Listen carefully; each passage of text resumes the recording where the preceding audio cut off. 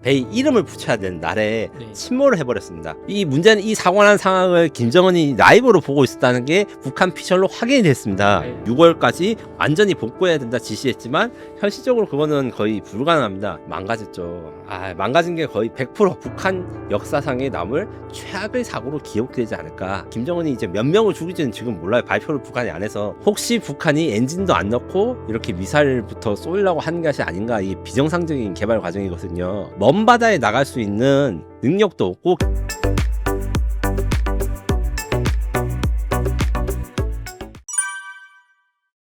김민석의 전쟁연구소 두 번째 시간입니다. 김민석 기자님 나오셨습니다. 안녕하세요. 안녕하세요. 기자님, 최근에 요 최연호 우리가 살펴봤는데 이게 그 얼마 전에 넘어졌다는 최신의 구축함 침몰했다는 그 배 아닌가요? 정확히 말하면 최연급 2번함 김책함이라고 추정이 되는 배가 배에 이름을 붙여야 되는 날에 네. 침몰을 해버렸습니다. 북한의 그 컴플렉스가 좀 너무 심하다 보니까 생긴 인재라고 할 수 있는데 기본적으로 사고 발생 개요를 북한이 솔직하게 말을 했어요. 왜냐하면 요즘 인공위성이 워낙 발달되어서 일반인도 인공위성 사진만 보면 무슨 사고 나는지 알 수 있습니다.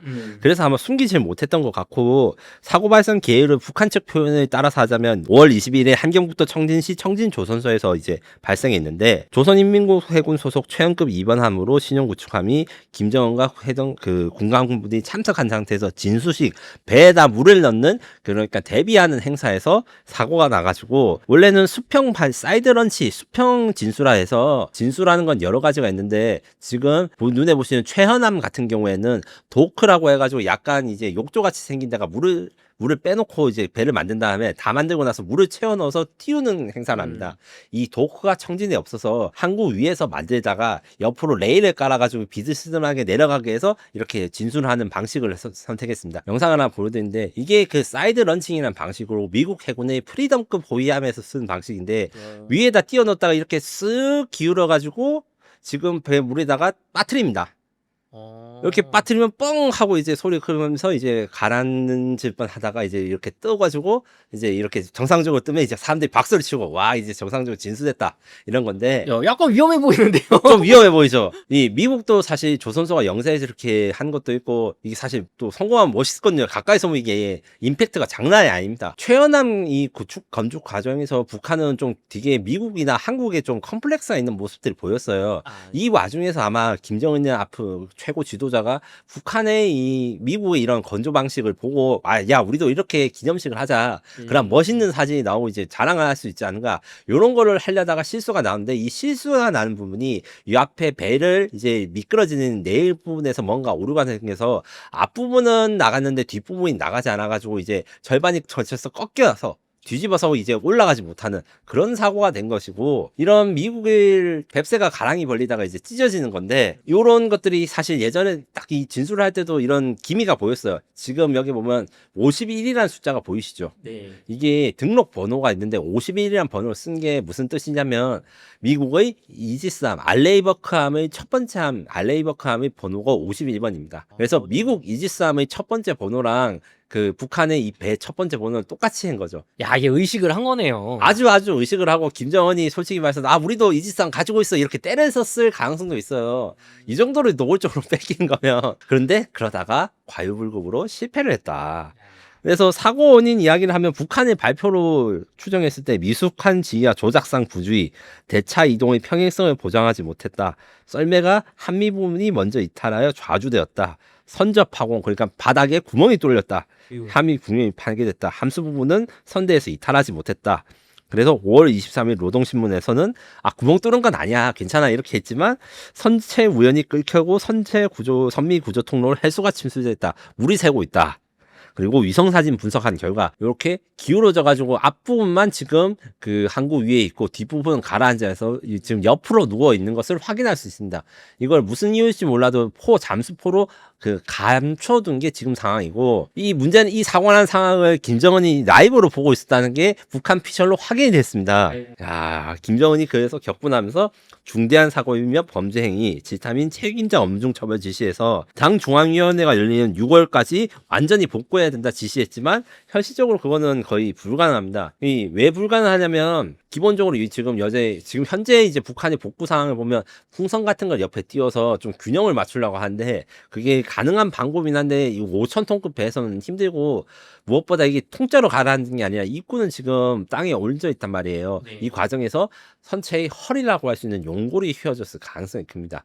요게 휘어지면 복구하는 게 불가능할 건데 아마 거의 높은 확률로 휘어지지 않았을까. 플러스 과무장 문제가 있죠. 과무장 문제가 뭐냐면 제가 그 최연급 한 구축함의 경우 미사일이 106발이 있다 이렇게 말씀을 체급에 드렸는데 비해 너무 많다고 하였죠. 네, 너무 많으니까 이게 균형이 안 맞는 거예요. 이 청진 조선소 같은 경우에는 요거 최연급보다 큰 배를 만든 적이 있었으나 전부 다 상선입니다. 상선은 미사일 같은 게 당연히 없으니까 훨씬 크기에 비해 가벼운데 이건 크기에 비해 무거우니까 무기 배분 같은 게 제대로 되지 않아가지고 게다가 북한의 특징이 뭐냐면 원래 진수를 하고 난 다음에 실제 무장 사격에 이런 거 하려면 1년에서 2년 정도 걸립니다. 이게 정상적인 절차예요. 왜냐하면 확인을 할 게 굉장히 많은데 앞서 제가 사진을 보여드렸듯이 최연급에서 무장을 발사한 게 진수하고 얼마 안 되거든요. 아마 여태 지금 미사일과 핵미사일 포함한 무장들이 다 붙인 상태에서 진수를 했을 것이다. 그리고 그게 다 물에 지금 빠져가지고 물을 먹었다. 그럼 망가진 거 아닙니까? 망가졌죠. 망가진 게 거의 100% 이런 걸로 생각이 되어가지고 이 피해가 아주 막심할 걸로 보이는데 결국에는 뭐 우리 군이나 이런 것들에 대해서 뭐 욕심을 북한이 부리다가 그 독재 정권 특유의 실수로 해서 큰 실패를 했다. 아마 북한 역사상에 남을 최악의 사고로 기억되지 않을까. 뭐 우리는 솔직히 말하면 즐겁죠. 이게 바닷물 먹으면 다 장비들도 망가지는 거죠. 배를 혹시 살리더라도. 복구를 할 가능성이 있긴 있으나 이게 해수 침수라는 게 굉장히 무섭습니다. 연본이 있기 때문에 전자장비, 비싼 미사일 이런 것들을 복구하는 것은 거의 불가능하고 특히 용골이 휘어졌으면 아마 그대로 폐기 처분을 해야 되는데 김정은이 최고존엄이 뭐 6월달까지 복구를 하라 했으니까 앞으로 지금 6월 2일 제가 지금 녹화 날짜 기준으로 6월 2일로 한 달 안에 복구를 할 수 있을 가능성은 적다. 만약에 실제로 복구를 한 걸 보여주면 그것은 가짜일 것이다. 이런 생각이 듭니다. 이게 또 근데 말씀하신 게 김정은은 지금 막 밑에 사람들이 막 질책하고 있는데 엄중 처벌한다고 하는데 이 사람도 특기가 사람 죽이는 거 아닙니까? 맞습니다. 그리고 이게 문제가 있는 게 이게 실패를 한 과학자들을 용서해 주는 게 다른 사람들이 다 마음이 착해서 그런 것도 있지만 뭐 민주국가니까 기본적으로 실패의 원인을 분석하고 해결할 때 실패를 낸 사람들이 가장 잘 파악합니다. 엔지니어적인 관점에서는. 그런 관점에 대한 생각이나 없이 그 김정은이 이제 몇 명을 죽일지는 지금 몰라요. 발표를 북한이 안 해서. 하지만 지금 잡혀간 걸로 치면 우리나라로 치면 방위사업총장부터 시작해가지고 뭐 해군 참모총장, 책임자, 뭐 현장 엔지니어까지 모조리 다 잡아갔다고 하는데 김정은이 분기를 못하면서 이 사람들 다 죽이면 아마 북한의 함성과 그 다음에 이제 해상 무기 개발 능력이 좀 후퇴할 것으로 생각합니다. 하지만 화를 참지 못하겠죠. 이게 또 보는 앞에서 그랬다고 하니까요. 예, 이 엄청난 사고입니다, 이게. 근데 이게 따지고 보면 아까 기자님이 얘기해 주셨지만 보통 우리나라 같으면 이런 사이드 런칭을 잘 안 하려고 하고 그다음 무장도 빼고서 안전하게 무게를 줄이고서 이제 차근차근 단다고 했잖아요. 여기는 자기 욕심에 다 다른 거 아니에요. 시간 일정을 맞추기 위해서 무리한 일정을 하고 처음 시도한 건데 검증이라든가 테스트 없이 한 게 제일 문제다 이렇게 말씀드릴 수 있습니다. 그럼 결국에는 김정은을 위해서 닥달하니까 어떻게든 일정을 맞추려고 좀. 네. 흔히들 이제 회사를 다니신 분들은 이제 다들 공감하실 건데, 뭐 투자금 일정이 어떻고, 뭐 쇼가 언제 하고, 행사가 뭐 있고, 뭐 방학에 맞춰야 되고, 뭐 이런 것들을 이유로 실행을 하다가 이제 버그나 아니면 기능적 하자가 많은 제품들 나오는 게 흔히 있는 건데, 이걸 국가 단위에서 실수를 벌였다는 점에서 북한의 후진성을 알 수 있는 대목이라 할 수 있습니다. 그러면은 기자님 이게 그 최연급 이제 배가 엔진 성능과 항속거리 또 승조원 문제 등이 좀 있다고 하는데 실질적인 작전 지속 능력의 한계점 뭐 이런 것도 좀 있다면서요? 네, 그렇습니다. 미사일을 너무 많이 탑재하다 보니까 연료를 탑재할 공간이 없는 게 일단 첫 번째 문제고 해리 항속거리를 해리라고 하는데 1해리가 1.85km인데 대충 충무공 이순신급의 절반 이하 2000해리 이하 그러니까 우리나라로 치면 500톤급 윤영하 고속함이 있어요. 그거랑 비슷한 수준의 작전 지속 능력 이 수준은 어느 정도 한 2주 정도밖에 작전을 못하지 않나. 2주 동안 나오면 다시 들어와야 된다. 이런 가능성이 크고 또 이 승조원에 대해서 이제 승조원 기념사진이 있는데 제가 다 살려봤거든요. 253명입니다. 이 굉장히 인원이 많은데 이 사람들 식비라든가 생활 공간 생각하면 좁아가지고 오래 작전을 못한다. 이게 일단 두 번째 문제고 더 큰 문제는 일부 전문가들은 아예 지금 미사일을 발사하는 최연함의 모습을 북한이 공개했는데 문제가 있어요. 무슨 문제가 있냐면 이 전문가들의 생각으로는 이 엔진이 없다. 여기 지금 엔진 굴뚝이거든요. 네. 굴뚝이 비어 있다. 혹시 북한이 엔진도 안 넣고 이렇게 미사일부터 쏘려고 한 것이 아닌가? 이게 비정상적인 개발 과정이거든요. 추진 기간도 없는데 미사일부터 쐈다. 이런 추정을 하는데 저는 그렇다고는 보지 않는다. 이게 어느 정도 완성이 덜 된 상태에서 무리하게 발사 시험을 하고 이게 보여주기용으로 진행된 것은 맞다고 생각합니다. 근데 승조원이 지금 이 배급에 비해서 너무 많아서 먹고 마시느라고 공간도 부족하고 오래 밖에 못 있는다는 건데 왜 이렇게 많이 사람이 필요한 거예요, 배에? 왜 이제 사실은 인원이 많이 필요한 것은 사실 우리나라의 이순신 충무원 이순신급과 크게 차이는 안 나고 다만 이제 충무원 이순신급도 지금 나온 지 20년 된 배라 가지고 미국이나 유럽들은 이미 같은 크기의 100명 이하의 순조원을 가진 것들이 있어요. 자동화나 이런 것들 많이 시행되는데 일단 배는 무조건 3교대로 24시간 운전해야 되니까 항상 하나의 장비를 조작하려면 3명 이상이 필요하고 거기다가 자동화가 덜 돼 있으니까 이렇게 많은 인원이 필요한데 이 인원을 줄이는 기술 같은 게 결코 쉽지 않고 대한민국 같은 경우에도 사실은 이지스함 때부터 좀 승조원을 줄이기 위한 노력이 진행됐다가 지금 현재 최신형 호위함이 충남함 이런 데서는 좀 완성이 돼서 뭐 자동으로 불나면 밸브를 끈다든가 뭐 이런 기술들이 조금씩 적용되는 수준입니다. 그럼 어쨌든 너무 무장도 과도하고 인원도 많고 그만큼 연료도 탑재 못하고 해서 짧은 항속거리가 문제가 된다고 하는데 그럼 실제로 최연호의 완성도와 실제 전투 능력에 대한 의혹 그리고 평가 또 우리 군과의 어떤 가상 전투는 좀 어떻게 보세요? 앞서 말한 대로 엔진이 아예 없는 것이냐까지 이런 의혹이 나와서 혹시 예인선 없으면 운항이 불가능한 게 아닌가 이런 의혹도 있는 정도인데 저는 그 정도까지는 아니라고 생각하지만 어쨌든 부족한 능력이 많고 이게 원양 작전 능력이 부족하다. 그러니까 먼 바다에 나갈 수 있는 능력도 없고 기능도 없을 것이며 북한이 먼바다에 있는 최연호를 보호할 능력도 없어서 남포라든가 청진 앞바다 그 해군기지 근처에서만 알랑대면서 핵무기 발사 훈련이나 이런 위협들만 할 반쪽짜리 전투함이라 생각할 수 있고 다만 이제 그래도 아무리 그래도 핵무기를 가졌으니까 여기에 대해서 공략하는 방법이나 이런 것에 대해서 좀 우리나라가 좀 고민을 해야 되는 거고 종이 전투함으로 단정하기 어렵지만 실제 전투 효율성은 매우 떨어지고 이게 수출도 안 될 것이다. 과시 능력이나 아니면 뭐 핵 협박 이런 제한적인 용도로 쓸 것이라는데 실제 능력은 검증이 필요하다. 다만 우리나라도 여기에 대응해서 대응 기술을 연구하고 있다. 이 정도로 정리할 수 있습니다. 그러면은 과거의 북한들 배를 보면 다들 낡았고 뭐 작고 무장도 형편없었는데 요렇게 어쨌든 겉보기는 그래도 막 대단해 보인단 말이에요.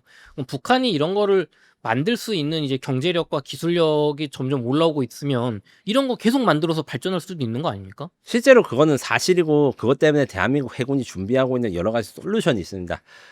지난주 부산에서는 마덱스라고 하는 해양 방위산업 전시회에서 이가 열렸는데 거기서 제가 주목할 만한 것은 이런 배들을 공격하기 딱 좋은 배들이 좀 나왔어요. 드론 자폭 공격 보트들이 이제 우리나라에서도 만들기 시작해서 하나오션과 LIG 넥스원들이 각각 한 종류의 자폭 무인 보트를 했는데 이 중 하나오션의 모델 같은 경우에는 위성으로 통제를 받고 군집으로 해서 인공지능을 동원해서 여러 배의 드론 보트들이 포메이션을 만들어 가지고 적을 향해서 함선에 공격하는 기능이 있고 LIG 넥스원이 만든 드론 보트 같은 경우에는 3D 프린터로 만들어요. 3D 원래는 이제 FRP라고 해가지고 이 찍어내는 식으로 해서 사람 손이 많이 들어가는데 자동화된 공정을 해서 대량 생산이 가능하고 비공이라 해서 유도 로켓포가 있는데 자폭하는 보트에 그것까지 다는 거예요. 그게 어떤 의도냐면 막 그 자폭보트가 가게 되면 북한 배라든가 적 배가 방어 미사일이라든가 방어 레이더를 가동하게 할 것이고 그거를 비공 유도용 로켓으로 먼저 공격한 다음에 그 다음에 충돌해가지고 부순다. 이런 식으로 아주 저가 하지만 최신 기술을 사용해서 대량 운용이 가능한 이런 신개념 무기들이 우리나라가 이미 먼저 만들고 있기 때문에 아마 가까운 미래에서 북한이 이렇게 되면 손해가 많이 갈 것이죠. 우리가 훨씬 싼 자산으로 공격이 가능하니까 이런 것들에 대해서 우리가 대비를 이렇게 하고 있다. 이렇게 말씀드릴 수 있습니다. 그러면은 이제 그 과거 얘기를 조금 가볼게요. 북한이 천안함 사건도 그렇고 과거에 우리 연평도 포격 사건도 그렇고 먼저 약간 국지적 도발 또 해상에서 약간 공격을 하는 경우가 있지 않습니까? 특히 우리나라 체급이 작은 배들에 대해서 앞으로는 좀 그런 거를 우리가 당했을 때 과거처럼 피해를 겪지 않고 우리가 좀 이겨낼 수 있는 게 좀 보완이 됐는지요? 네. 그 천안함 사건 이후에 일단 우리나라는 잠수함에 대한 대응 능력을 굉장히 많이 연습을 해서 앞서 말한 TACM이라고 하는 어뢰 음향 방어 체계, 그러니까 적이 어뢰를 쐈을 때 기만할 수 있는 이런 것들을 모든 전투함이 달았을 뿐만 아니라 원래 우리나라 전투함의 약점으로는 대잠 탐지 능력, 쉽게 말해 가지고 음파 탐지기 성능이 뭐 일본이라든가 미국에 비해서 부족한 게 아니냐 이런 것들이 있었는데, 요게 하나 시스템과 LIG 넥슨 같은 국내 방산 기업들이 열심히 노력해서 통합 음파 탐지기라는 장비들을 지금 이제 정조대왕함이라든가 아니면 충남급 구축 소위함, 그다음에 KDDX 구축함 등에 달 계획이에요. 요거는 어떤 거냐면, 소나라는 건 기본적으로 이제 쉽게 말해서 녹음기랑 똑같아요. 쉽게 말해서 음성을 잡는데 여러 종류의 소나가 필요해요. 왜냐하면 주파수 대역이 다 다르기 때문에. 그런데 예전에는 이 다른 종류의 주파수 대역을 가진 음파 탐지기가 각각 다른 사람들이 자꾸 어떤 큰 소리가 고주파가 들려 저주파가 들려 이랬는데, 이거를 하나로 뭉쳐서 정보 융합을 해가지고 통합적으로 파악할 수 있어서 탐지 능력이 매우 높아진 이런 것들을 가지고 있고, 이 외에도 이제 서해교전 같은 경우에선 북한이 고속정이 우리나라 공격을 잠수리 고속정을 공격해서 막 우리나라 장병들이 순직하는 사고가 있었는데, 이런 거에 대응하기 위해서 이제 고속함의 위력이라든가 아니면 이제 무장들을 확실히 이제 개선했고, 그 중에서는 LIG 넥슨이 만드는 비공 유도 로켓, 130mm 유도 로켓, 이런 것들이 북한의 고속정 사거리 밖에서 공격을 할 수 있어가지고 교전이 발생했을 때 일방적으로 우리가 공격할 수 있는, 이번에 인도 파키스탄 전쟁에서 이 파키스탄 공군의 전투기가 인도 공군의 전투기를 먼 거리에서 선제 공격한 것 같은 원리입니다. 기본적으로 그 장거리 사격으로 아웃레인지 공격이라 해가지고 적이 나를 쏘기 전에 먼저 쏠 수 있는 장거리 사격을 하는데, 이 최연함이 나오면서부터 이 127mm 함포라든가 이런 것들이 사거리가 좀 기니까 요게 위협이 될 수는 있으나, 최연함이 진짜 NLL 근처로 나오지 않는 이상 그런 대응이 불가능하기 때문에 앞으로도 남북한의 그 해상 전력에서 우리나라 우위는 계속될 것이고, 북한의 이런 신형 전력에 대해서 우리 지금 대비를 계속하고 있습니다.